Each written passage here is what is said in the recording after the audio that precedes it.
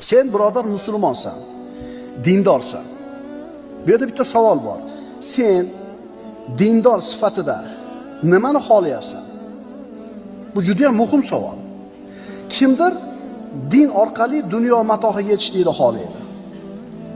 Kimdir dindor bo'lib ko'rinib, dindor bo'lib odamlarning hurmatini ko'zlaydi.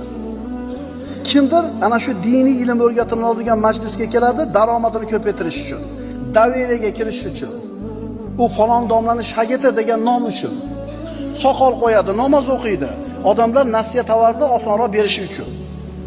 Kimdir tolib ilm degan nom olish uchun kelyapti. Va yana kimdir Alloh va uning roziligini ko'zlab kelyapti. Agar Allohni, uning payg'ambarini va oxirat diyorini istaydigan bo'lsanglar, u holda shak shubhasiz Alloh sizlarning orangizdagi chiroyli amal qilguvchilar uchun ulug' mukofot jannatni tayyorlab qo'ygandir. Assalomu alaykum va rahmatullohi va barakatuh.